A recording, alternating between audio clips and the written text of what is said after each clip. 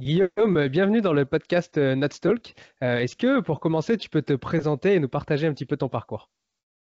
Je m'appelle Guillaume Delso de mon vrai nom. Je suis dans l'année de mes 45 ans bientôt et je suis cuisinier du coup depuis les années 2000 où j'ai fait beaucoup de restauration traditionnelle jusqu'en 2000, on va dire jusqu'en 2000, 2014. J'ai une grosse expérience de chef dans un restaurant traditionnel pendant 7 ans et à un moment donné, j'ai eu des enfants, je me suis marié. Et je voulais un peu plus de temps libre. J'ai eu l'occasion et l'opportunité d'être recruté dans une cantine en 2014, une cantine de qualité. Et du coup, j'y suis depuis maintenant 11 ans. 11 ans, ouais, ouais. Ça passe vite. C'est quoi qui t'a amené un peu à l'alimentation, à la cuisine? Est-ce que t'as toujours fait ça de toute ta vie depuis que t'es petit? Enfin, je veux dire, tu pensais déjà à ça depuis que t'es petit ou il y a quelque chose, il y a un événement qui a fait que tu t'es orienté là-dedans? Alors, bah déjà, dans ma famille, on cuisinait beaucoup de légumes, on faisait pas mal de gâteaux à la maison, on achetait très peu de plats tout prêts, on va dire. Et notamment chez mes grands-parents qui habitaient le nord de la France. Eux, ils avaient un potager, ils étaient en autogestion toute l'année sur les fruits, sur les légumes. Et quand on allait chez mes grands-parents, on mangeait super bien, quoi. Après, le déclic, c'est à l'adolescence, là, en troisième, quand on cherche sa voie, on ne sait pas trop ce qu'on veut faire quand on est ado. Et je suis tombé dans un salon de l'orientation sur un lycée qui proposait une formation sur l'hôtellerie-restauration. Et quand j'y suis passé, ça m'a attiré, je sais pas pourquoi. Et on m'a promis que je serais jamais au chômage. Donc je fais, allez, allons-y, quoi. Aujourd'hui, tu es connu sous le nom de Guillaume le Cantinier. Tu as Mm. une énorme communauté sur Instagram, sur les différents réseaux. Euh, Ouais. Comment est-ce que tu as commencé? Comment est-ce que tu t'es dit, bah, je vais montrer mon quotidien et peut-être apprendre des choses aux personnes? Ah, c'est parti d'un délire, hein, les réseaux sociaux, hein. Je voulais amuser la galerie au départ de chez moi. TikTok, ça devenait accessible à des personnes qui étaient un peu plus âgées, donc ce qui était mon cas. Et c'était l'occasion de faire rire les potes. Après, naturellement, je sais pas, j'ai commencé à prendre mon téléphone et à me servir de ces réseaux pour transmettre des messages aux élèves avec leur code à eux, quoi. Et ça a tout de suite fonctionné, hein. Les premières vidéos, c'était vraiment très ludique pour leur montrer ce qu'ils mangeaient vraiment, ce qui était présenté devant eux à la cantine, parce qu'ils savent pas forcément ce qu'ils mangent, hein. Souvent, les élèves, ils disent, bah, je veux ça et ça, c'est quoi cette viande? Je veux des haricots, non, ça c'est des flageolets, enfin, tu vois, ce genre de choses. Et du coup, c'est vraiment ces petites vidéos ont tout de suite accroché les jeunes, quoi. Et bah, de fil en aiguille, bah, on commence à montrer les coulisses. Et puis c'est vrai que le ton est super léger, le sujet est sérieux, et du coup les deux ensemble, ça a matché, quoi. Ça a matché sur les réseaux sociaux en tout cas. Ça a intéressé aussi, ça a commencé à intéresser les médias. Et du coup, et après le but c'était de redorer la mauvaise image de la cantine des années 60, 70, 80, quoi. Et encore la mauvaise image qu'il y a aujourd'hui dans certaines cantines. Donc voilà, c'était l'occasion de montrer, de mettre tout ça en lumière, mais de manière super drôle, quoi. Parce que moi, quand j'étais petit, mon père, il écoutait De Vos, il écoutait Coluche. Moi, j'ai été baigné à tous ces humoristes-là. Après, évidemment, il y a eu les nuls, les inconnus. Je suis un grand fan de tout ça, quoi. Donc c'était aussi l'occasion de faire marrer les gens en même temps, ouais, c'est sûr. C'est vrai que quand je pense que, enfin, en tout cas, moi, de mon époque, quand on disait la cantine, c'est vrai qu'on n'a pas une bonne image de la cantine. On a les légumes fades, ce genre Ouais. de produits. Ouais, je mange à la cantine, tout ça. Comment toi, euh, la cantine scolaire, elle a évolué en France depuis que, on va dire, bah, tu y es depuis ces 11 dernières années? Est-ce que tu as vu une belle évolution de la cantine scolaire? Ah oui, oui, oui, bah, l'évolution, elle se fait déjà depuis les années 2000, je pense. Il y a eu, avec toutes ces lois qui sont passées, je retrace toute l'histoire de la cantine dans le livre que j'ai sorti il n'y a pas si longtemps que ça, Secret de cantine, et je retrace toute l'histoire de la cantine. Et à un moment donné, bah, les politiques se sont intéressés plus au sujet, ont essayé de structurer tout ça. Et à partir de ces années 2000-2010, il y a quand même une tendance au mieux manger à la cantine. Et c'est quelque chose qui prend de l'ampleur. Surtout maintenant, l'info va tellement vite dès qu'il se passe quelque chose de mauvais à la cantine, tout le monde le sait le lendemain, quoi, je veux dire. Donc c'est aussi dans l'intérêt des gens et de tous de mieux faire à manger dans les cantines. Donc ouais, l'évolution est plutôt bonne dans les cantines maintenant. Ouais. Ouais. Pour toi, c'est quoi la... Est-ce que la cantine, elle a quand même une place importante dans l'éducation à l'alimentation pour les enfants? Bah, énorme, énorme. Elle a une place primordiale. La plupart des élèves vont à la cantine chaque midi. Et donc, oui, c'est à nous, c'est à la restauration scolaire de faire en sorte que l'élève mange des légumes régulièrement, mange des féculents régulièrement, mange des produits, voilà, d'être dans un équilibre alimentaire au quotidien. Et il faut aussi que les parents suivent le mouvement. Parce que si les parents ne suivent pas le mouvement, ou si la cantine ne suit pas le mouvement des parents qui font bien manger à la cantine, il faut que tous travaillent dans le bon sens pour faire bien à manger à l'élève. Et ouais, ouais, c'est un rôle super important qu'on a à ce niveau-là. On sait très bien que le légume, qui n'est pas apprécié par un enfant, si on lui fait goûter une fois, si on lui fait goûter deux fois, si on lui fait goûter trois fois, au bout peut-être de la sixième, septième fois, il va commencer peut-être pas à adorer ça, mais il va commencer à en manger sans avoir de dégoût, ou il y aura cet a priori qui sera parti. Tout ça, ça se passe dans le cerveau aussi.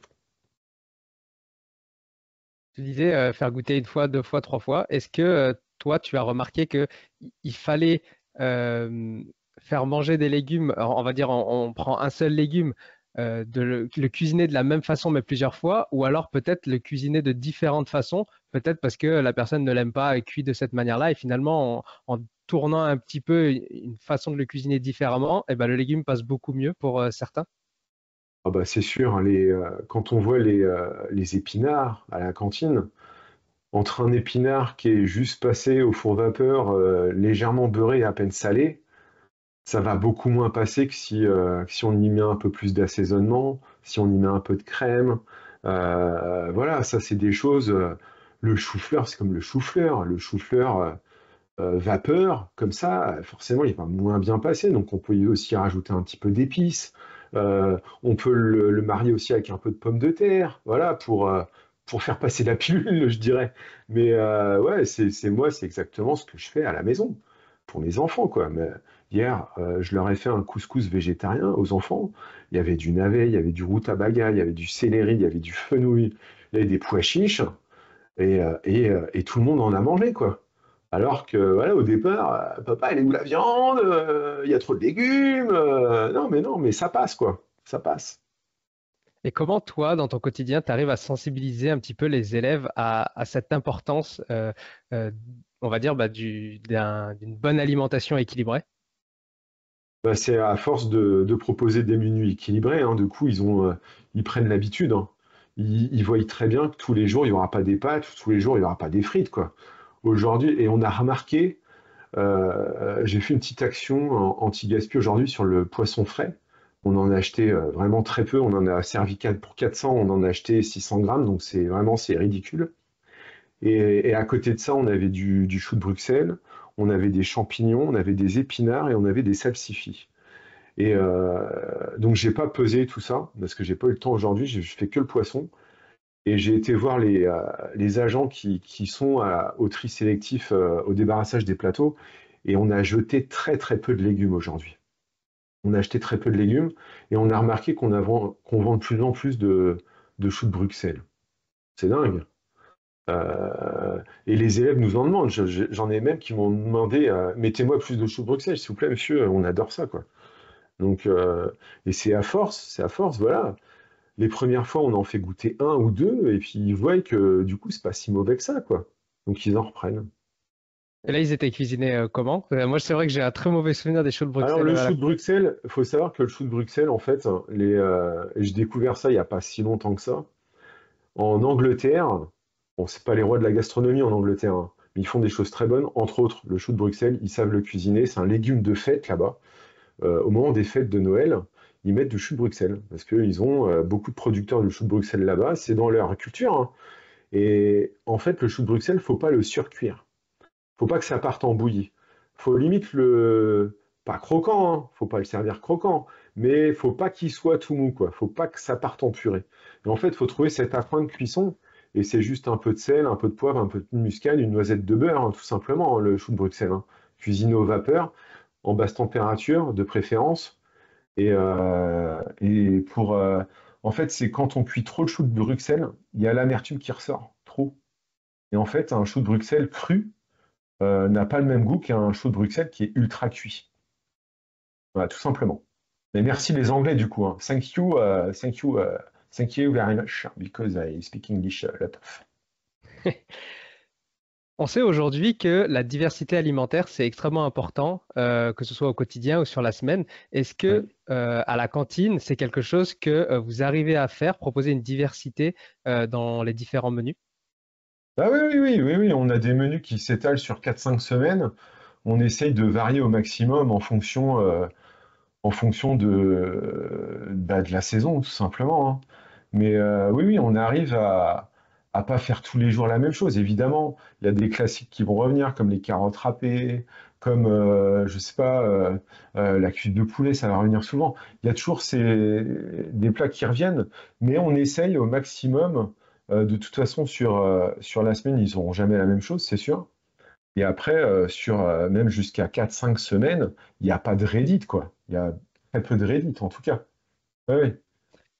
Ouais, parce qu'on se rend pas compte quand même, parce que entre, on va dire, un restaurant qui fait, je sais pas, 50, 70 couverts Oui. et faire à manger pour, alors tu fais pour combien? Pour 1000 1000, élèves ouais, par c'est pour jour? 1000, ouais, ouais, c'est pour 1000. Ouais, c'est pas la même La chose, ouais. différence au niveau de la diversité, ça veut dire qu'il faut quand même acheter beaucoup plus, etc. Je me rends pas compte un peu de la difficulté au quotidien que c'est.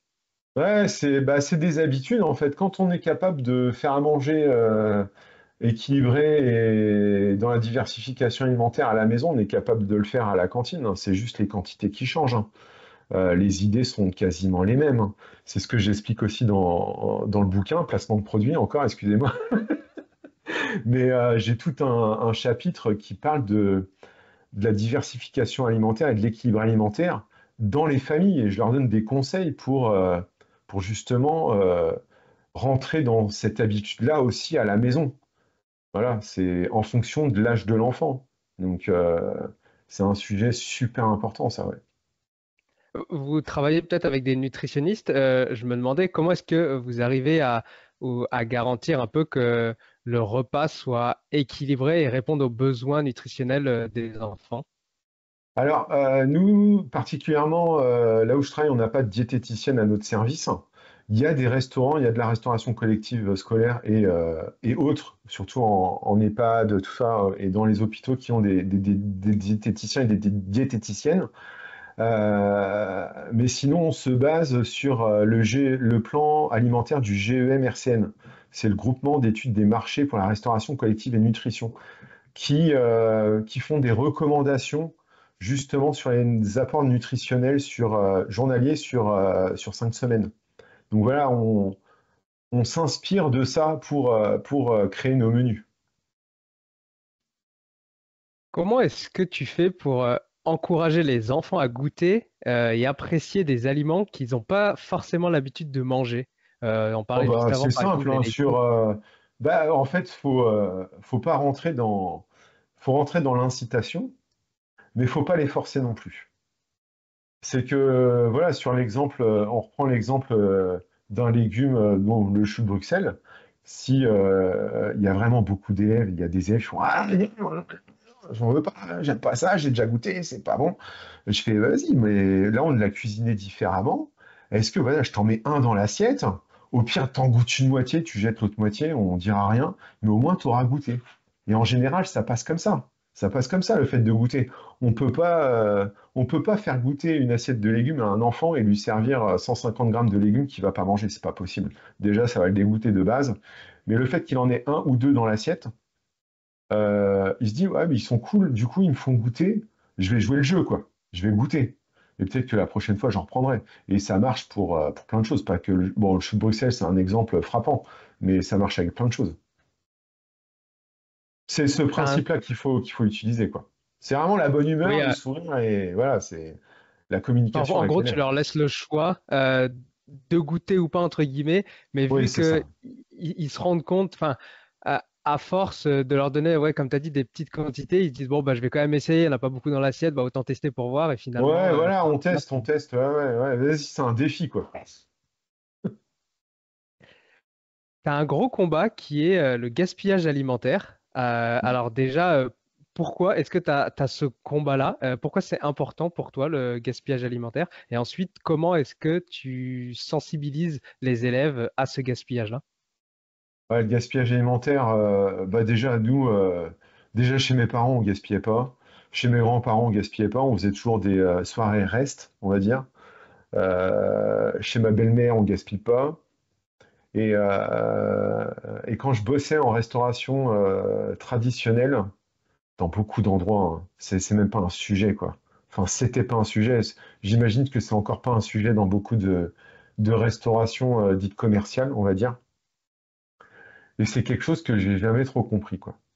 Et quand je suis arrivé, alors, dans la restauration commerciale, même si ça gaspille, disons que les quantités sont pas astronomiques. Si on les additionne toutes les unes aux autres, évidemment, le chiffre est énorme, mais quand on arrive en restauration scolaire et quand on commence à faire les pesées, bah, les quantités pour 1000 élèves augmentent, quoi. Et visuellement, c'est impactant. Et c'était un moyen, du coup, de faire prendre conscience à un plus grand nombre de ce qu'était le gaspillage alimentaire. Parce que parler de gaspillage alimentaire dans un restaurant, un petit restaurant, tout le monde s'en fout. Et quand on montre des grosses quantités gaspillées, là, disons que ça interpelle. Et quand je suis arrivé dans le lycée, on avait le magasinier qui partit à la retraite et qui mettait déjà en place des actions qui pesaient de temps en temps le gaspillage. Et franchement, ce qui m'a choqué, on était encore, quand on arrivait, on était dans une certaine surproduction. On voulait pas manquer. On a souvent peur du manque en restauration, même à la maison, hein, quand on cuisine, quand la famille vient, on a tendance à surproduire. Et on était encore dans cette façon de faire au travail. Et le jour du pot-au-feu, une fois, on a fait une pesée, mais on a eu une montagne de déchets, quoi. Parce qu'on avait cuisiné trop de légumes, on avait cuisiné sûrement trop de viande, et on servait à la chaîne. Et on s'est retrouvé avec une montagne que le magasinier a exposée au milieu du foyer des jeunes. Ça fait un scandale. J'étais pas encore dans les actions, moi, j'étais juste un œil observateur. Je fais waouh, waouh, waouh, mais qu'est-ce qu'on est en train de faire, quoi. Et à partir de ce moment-là, on a tous pris conscience qu'il fallait faire quelque chose. Aussi de notre côté, et puis il y avait quelque chose à faire aussi du côté des élèves, mais c'était aussi de notre faute, quoi. Et donc voilà, on a commencé à réfléchir à moins produire en fonction de ce qu'on faisait, être à l'écoute de l'élève. Et quand Gilles est parti à la retraite, bah, j'ai pris le relais dans ces actions-là, tout simplement. Et donc voilà, on a mis en place le gaspimètre de pain, on a commencé à intégrer les élèves à ce qui participent avec nous à ces journées de sensibilisation auprès des autres. Et donc on a mis des actions en place, des sondages. Eux-mêmes, ils ont pesé les déchets, donc ils se rendent compte de ce qu'ils jettent aussi. Et puis bah, après, oui, la cerise sur le gâteau, c'est d'en parler à une audience beaucoup plus large, quoi. Ça impacte plus de gens. Et puis c'est vrai que visuellement, quand on prend une pomme qui n'a pas été mangée par l'élève et qu'on est obligé de l'acheter et qu'on l'écrase comme ça face caméra, bah forcément les gens ils se posent des questions, ça les choque, quoi. Et donc c'est une manière vraiment de sensibiliser un plus grand nombre de personnes. Et de toute façon, T'as parlé, on peut pas lutter contre le gaspillage alimentaire si on surproduit, on peut pas lutter contre le gaspillage alimentaire si la qualité est pas là, si le goût est pas là. Et voilà. Donc c'est tout un combat à mener, quoi. Ça s'arrête jamais parce qu'il faut toujours relancer. Il y a toujours des élèves qui pensent que, ou des parents, qui vas-y, on paye, donc on prend et on jette, tant pis, quoi. Et il y a encore cette pensée-là qui existe en 2025. Voilà, il faut encore lutter contre ces préjugés, contre ces mauvaises habitudes, quoi. t'as parlé du gaspimètre. Est-ce que tu peux nous expliquer un petit peu ce que c'est, en quoi ça consiste?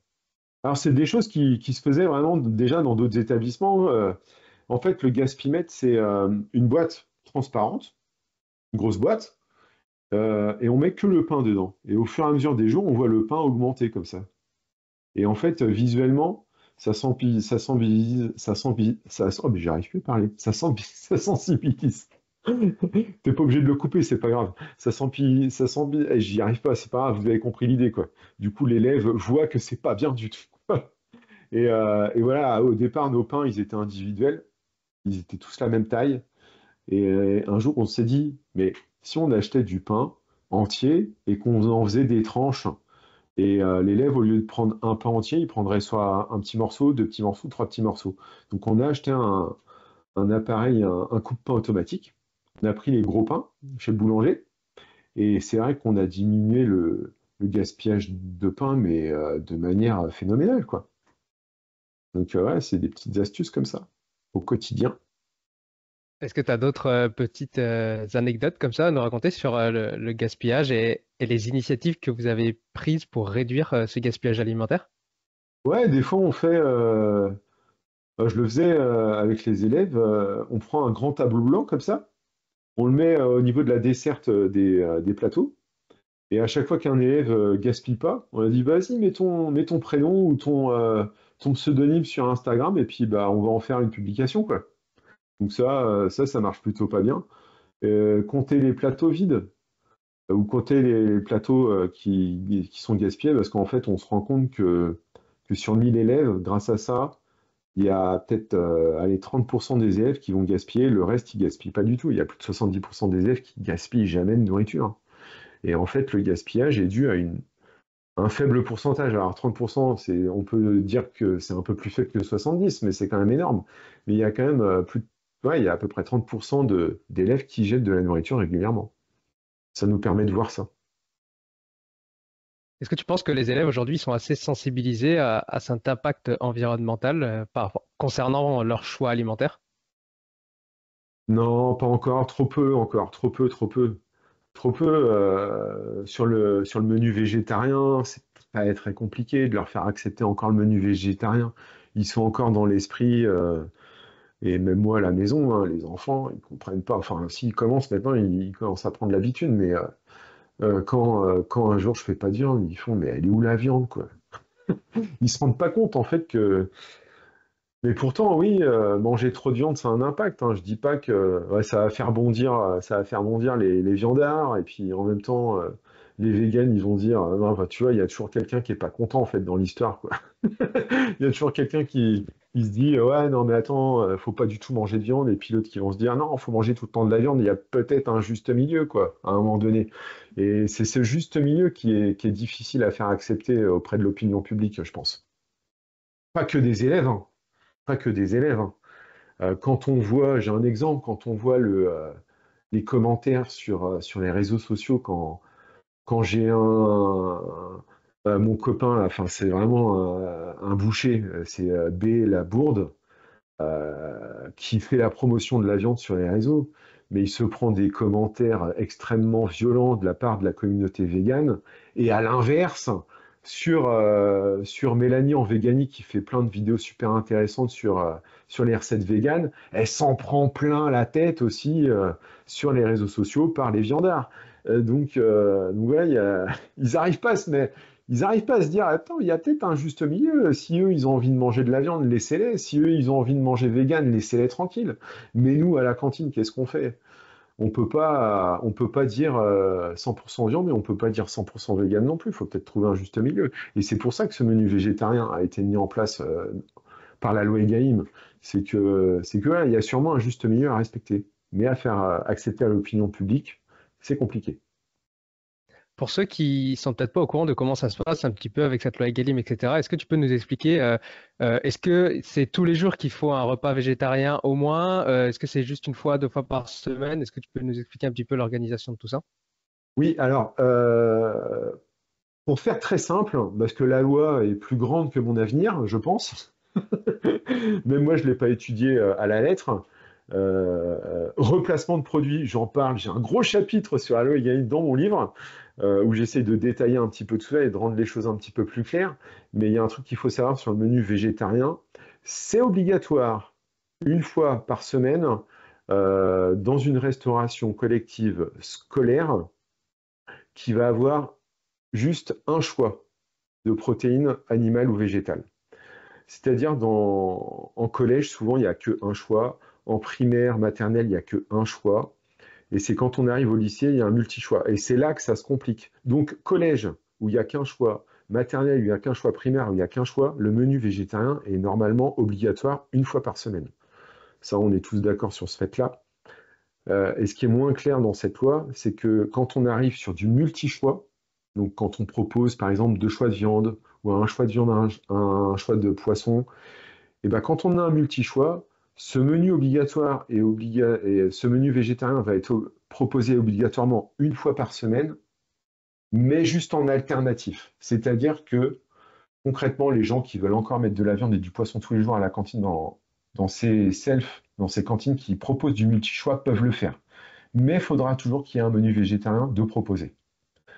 Tu vois, la, la nuance, Dès qu'il y a plusieurs choix, etc., c'est vrai que ça complexifie vraiment la chose. ça complexe et ça, c'est pas très clair. Et concrètement, ils auraient mieux fait de le rendre obligatoire une fois par semaine pour tout le monde, quoi. Non, il a fallu mettre ce petit truc en plus. C'est pas, oui, mais bon, c'est qu'un détail, hein. Vu qu'on est dans les lois, il y a également la fin du plastique qui arrive. Est-ce que Mm. vous avez déjà fait la transition? Est-ce que vous êtes en cours? Est-ce que c'est difficile de se séparer de tout ce plastique quand on est dans une cantine collective? Ouais, c'est encore concrètement, c'est encore très très compliqué, surtout en cuisine centrale. Alors ça, c'est une réalité, hein. En cuisine centrale, il y a encore beaucoup de cuisines centrales qui sont en liaison chaude ou froide, en hôpitaux qui sont à la barquette. Et même si la barquette est en carton, il y a toujours un film plastique dessus, hein. Alors là, personne ne pourra dire le contraire. Il y a encore dans beaucoup de restaurants scolaires, on fait encore des pique-niques, il y a des sacs en plastique, même s'ils sont, alors évidemment, ils sont recyclables. Tout le plastique maintenant est recyclable. Sur les contenants, sur les yaourts, tous les yaourts, et même quand on va au supermarché, tous les yaourts ont pas des pots en carton, hein. Donc ça, c'est encore une réalité. Après, comment supprimer tout le plastique? Ben là, franchement, je ne sais pas. Je me pose la question. Mais la réalité du terrain fait qu'il y a encore beaucoup de plastique en restauration scolaire. Alors, il y a des restaurants qui essayent de supprimer un maximum de plastique. C'est très, très bien. Euh, voilà, maintenant, il y a des gens, enfin, on sort du plastique, mais sur la consommation de papier jetable à la cantine, les consommations sont astronomiques. Même si le papier est recyclable, bien sûr. Mais si on revenait tous concrètement à la bonne vieille serviette en tissu pour chacun, je veux dire, laver 5 serviettes à la maison par semaine, ça ne nous coûterait pas bien cher à la maison et ça rendrait un gros, gros service à la planète. Mais Alors, bon, c'est une bonne question, ça, tu vois. Alors, je connais pas du tout les chiffres. Alors, il y a sûrement des études qui ont été faites déjà, mais je n'ai est-ce pas les que chiffres non plus.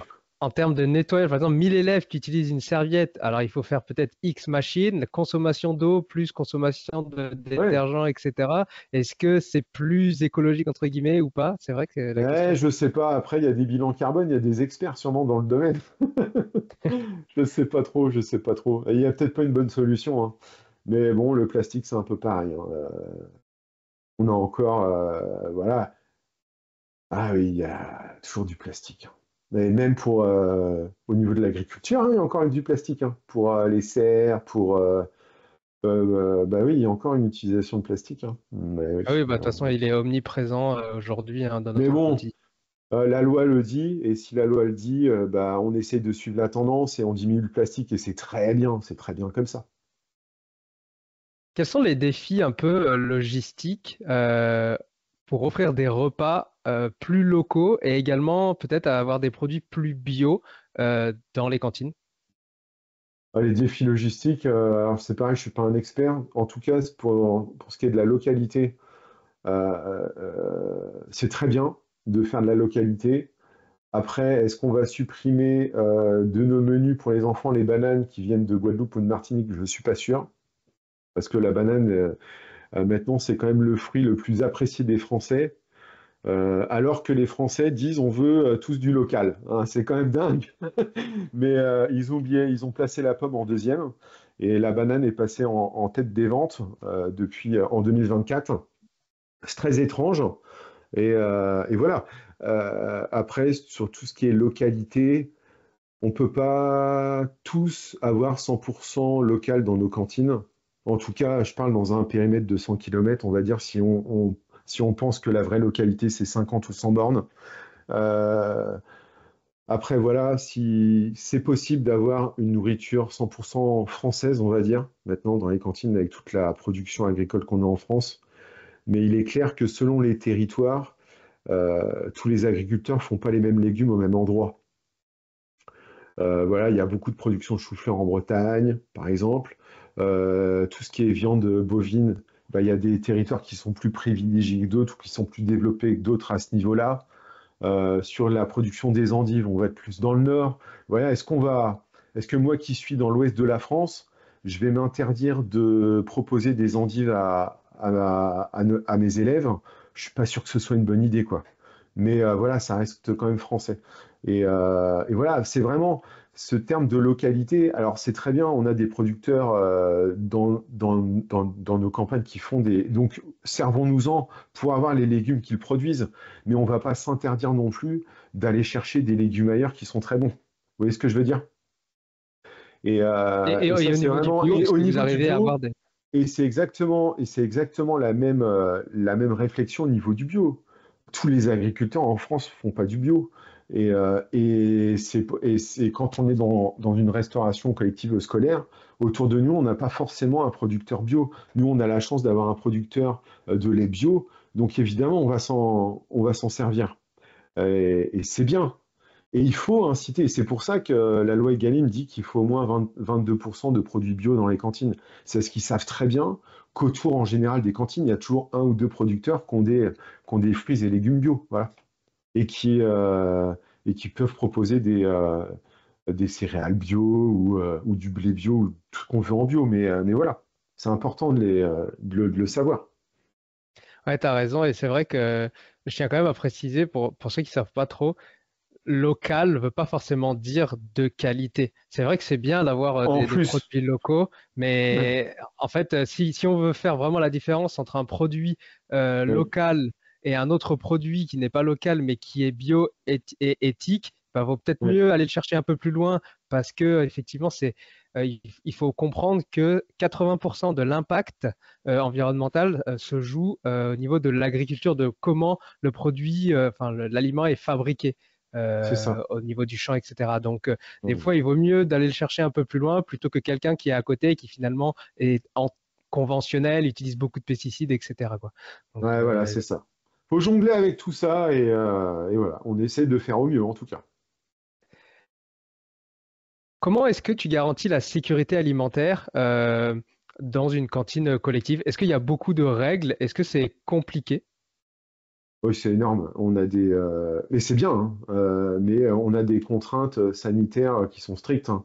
Relevé de température régulière, des chambres froides, relevé de température des produits qui arrivent du fournisseur, vérification des températures à tous les niveaux de la chaîne de production, un nettoyage régulier, évidemment, des plats témoins. Il faut savoir que chaque jour, tout ce qu'on produit pour les élèves, on en prélève 100 grammes, on dit ce que c'est, on met la date, et en cas de toxi-infection alimentaire collective, on peut retracer d'où vient le problème. Voilà. Et voilà, toutes ces règles-là, évidemment, c'est des contraintes, mais ça va dans le bon sens aussi. Ça va dans le bon sens aussi. On relève les températures au moment du service, on fait des plats témoins, on nettoie régulièrement, on respecte la marche en avant. Donc voilà, c'est vraiment des contraintes aussi que en restauration commerciale, ils ont aussi, hein. Mais nous, faut encore plus faire attention parce qu'on a un public jeune et un peu plus sensible. Donc, ouais, même au niveau de la cuisson des viandes, faut respecter une température à cœur. Euh, Quand on veut refroidir un produit pour le resservir le lendemain, il faut qu'on ait des cellules de refroidissement pour qu'on refroidisse le produit en moins de 2 heures pour qu'il soit consommable le jour d'après. Alors, donc voilà, c'est toutes ces choses-là. Ah ouais, mais c'est voilà, c'est des habitudes hein, au quotidien. Après, ça se fait, hein. Faut Mais le c'est vrai que ce respecter, soit hein. les élèves ou les autres personnes, je pense qu'elles ne se rendent pas compte en fait de- des règles qu'il y a derrière tout ça, quoi. Ils se disent peut-être juste, oh, bah, c'est bon, ils ont juste à faire à manger, c'est tout, mais non, Ouais, c'est voilà, vraiment non, non, tout il y a un complexe. autre travail derrière, ouais, c'est sûr, c'est sûr. Ouais. Il y en Et a pas j'en mal parle aussi dans le livre, hein, de tout ça. Il y en a pas mal qui critiquent un petit peu le prix des cantines. Est-ce que pour toi, la cantine, elle devrait être gratuite pour les élèves ou c'est quelque chose qui n'est pas du tout envisageable? Non, c'est pas envisageable. C'est pas envisageable. On peut partir sur des grilles tarifaires par rapport au niveau de. Ça se fait beaucoup hein, maintenant, la tarification sociale, on appelle ça, en restauration scolaire. Mais la gratuité, non. Dans la gratuité, quand j'entends des hommes politiques dire dans leurs promesses de campagne qu'ils vont rendre la cantine gratuite, faut redescendre un petit peu sur terre, quoi. Enfin, c'est des budgets qui sont astronomiques dans les cantines. Et si on commence à faire gratuit la cantine pour tout le monde, voilà, la qualité va baisser forcément. Donc, non, non, c'est complètement utopique ça. Comment, de ton point de vue, est-ce qu'on pourrait inciter les élèves à adopter des comportements alimentaires plus durables? Ah, l'adolescence et les élèves, qu'est-ce que vous voulez que je vous dise? Ah, c'est compliqué. C'est compliqué et dès qu'ils ont 5 minutes de libre et ils vont à fast-food, hein. Et puis avec tout ce qui se fait maintenant sur toute la street food sur les réseaux sociaux, c'est le mauvais côté social, c'est le mauvais côté des réseaux sociaux, hein. Maintenant, tout le monde fait de la food sur les réseaux et c'est pas forcément des bonnes choses, quoi. Quand on voit des poulets au coca, non mais arrêtez, quoi. Déjà, ouais, il faudrait. Mais voilà, on est dans une époque aussi un peu too much à ce niveau-là. Mais ouais, c'est en fait, faut les sensibiliser dès le plus jeune âge. Parce que arriver collège, lycée, je dirais pas que c'est trop tard, mais ouais, c'est dès l'école maternelle, dès l'école primaire, faut mettre en place des sensibilisations, des diététiciennes, des gens qui viennent à la rencontre des élèves pour parler de tout ça, pour parler de l'impact sur la santé, pour parler de l'impact sur la planète. C'est pas nous à la cantine. Nous à la cantine, on peut sensibiliser, bien sûr, mais on n'aura pas le temps de le faire. On peut proposer de la nourriture équilibrée, il n'y a pas de souci. Mais dire à l'élève que c'est mauvais pour la planète ou dire qu'il ne faut pas aller au fast-food tous les dimanches soirs, voilà, ça se fait aussi à la maison avec les parents. Voilà, si les parents, ils sont beaucoup dans la street food, dans les plats préparés, dans tout ça, c'est compliqué, hein. Faut vraiment, l'éducation, l'éducation, c'est jusqu'à 6 ans à ce niveau-là, hein.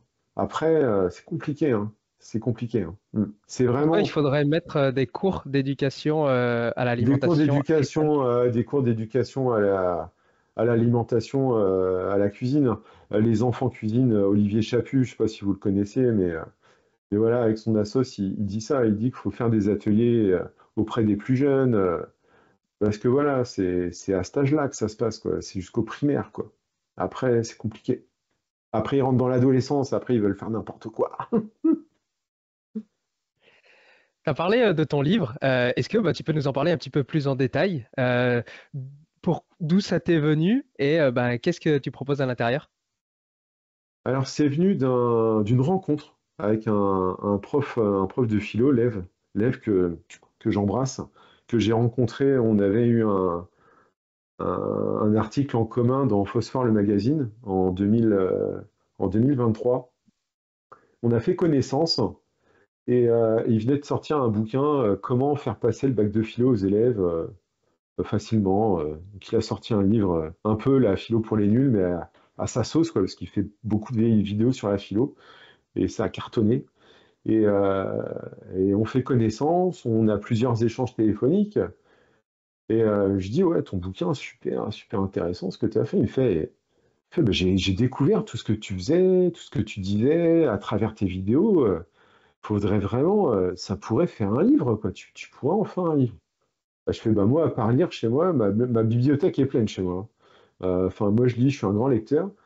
Mais j'ai jamais écrit de livre, je connais personne dans le monde de l'édition. Il fait, t'inquiète, je vais te donner le numéro de mon éditrice, je suis sûr que ça va m'intéresser. J'appelle, ouais, j'y réfléchi, 15 jours, je fais, allez, je l'appelle. Je l'appelle, je lui présente, je me présente, je fais voilà, je fais des vidéos sur la cantine. Elle est parent d'élèves, et tout de suite, elle est accrochée. Elle est accrochée par le sujet, elle est accrochée par ce que j'ai à raconter. Donc je lui dis ce que j'ai à raconter, et puis elle me fait, bon, on signe un contrat d'édition, et en 2000, on n'avait pas la date de sortie encore en tête, mais fin 2024, début 2026, tu sors ton bouquin. Je fais, oh, ah ouais, on va appeler ça comment? Bah, on pourrait appeler ça Secret de cantine, parce que Secret de cantine, c'est un peu un concept de vidéo que j'avais lancé et que je fais régulièrement. On va appeler ça Secret de cantine. Et elle fait, mais on va raconter quoi dans ce livre? Bah, on va raconter d'abord l'histoire de la cantine, d'où ça vient. Elle fait, ouais, c'est bien, c'est super. Et après, bah, on va raconter, bah, comment? Parce que moi, j'ai plein de questions sur les réseaux sociaux, plein de parents qui me posent des questions, comment ça se passe, le prix, tout ça.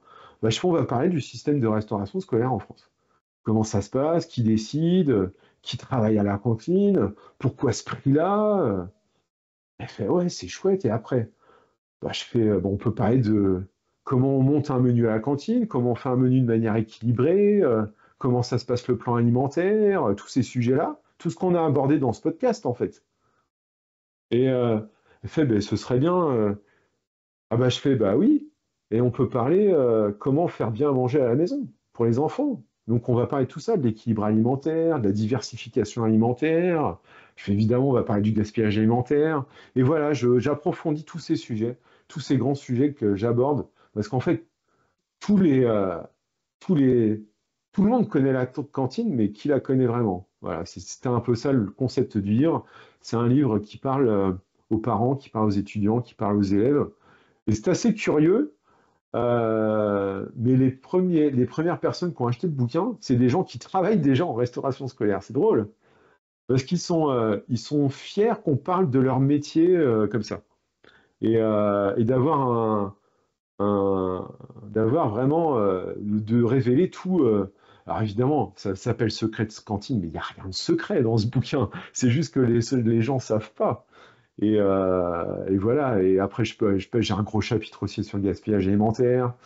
J'ai évidemment fait des recettes que je fais moi à la maison pour mes enfants, qui suivent un petit peu cette diversification alimentaire et cette simplicité de faire bien manger à la maison. Bon, pour le petit clin d'œil, on fait des quantités XXL de la cantine. Et voilà, on aborde vraiment tous les sujets. Ouais. Ouais. Bah, si les C'est assez personnes drôle. Et veulent puis aller, c'est avec, j'ai une liberté d'écriture totale, donc c'est vraiment, je tutoie le lecteur.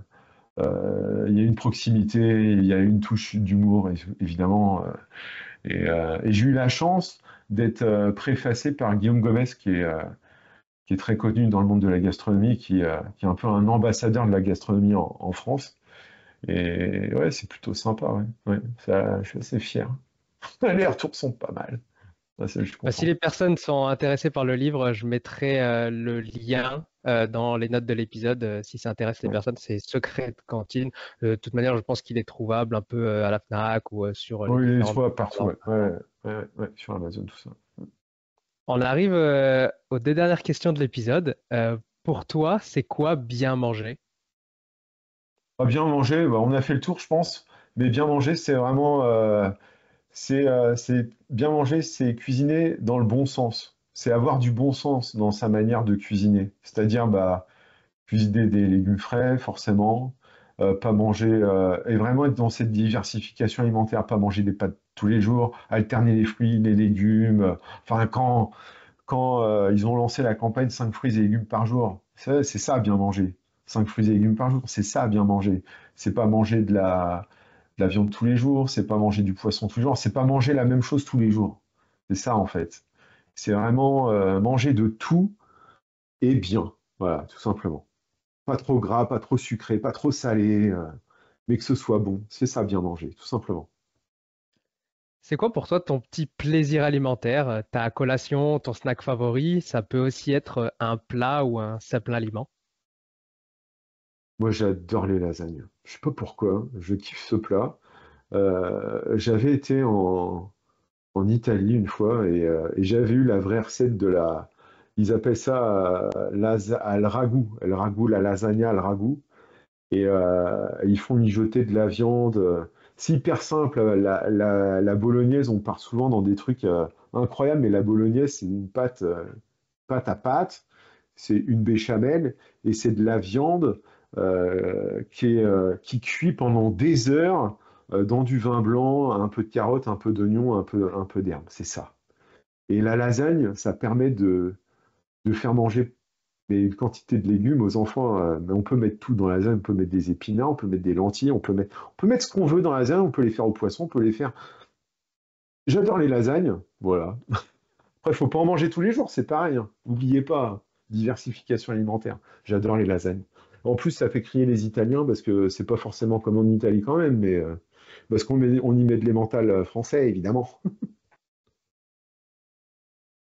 Eh ben, Guillaume, merci beaucoup pour ton temps, pour toutes tes explications. Si les auditeurs ils veulent en apprendre un petit peu plus sur toi, où est-ce qu'on peut te retrouver? Bah, sur Instagram, Facebook, YouTube, tous les réseaux. Alors, le seul réseau où vous me trouverez pas, c'est X. Voilà, je suis pas sur X. Je suis même sur Snap, un peu moins actif, mais je suis pas sur X. Il y a un message, je suis pas sur X et j'achète pas de Tesla. Voilà. C'est assez clair comme ça pour tout le monde? Je mettrai tous les liens dans les notes de l'épisode si les personnes ont envie de te suivre. Enfin, pour le peu peut-être qui ne te suivent pas encore. Ouais, Tous les liens seront dans les notes de l'épisode. Je te ok. remercie beaucoup, Guillaume, pour ton temps, Merci pour toutes tes beaucoup. explications. C'était vraiment très intéressant, très instructif. Et Merci puis, bah, je te pour dis, l'invitation. Merci, bah, ça me fait merci à plaisir. toi. Je te dis à une prochaine. Et j'ai une dernière question par contre, hein.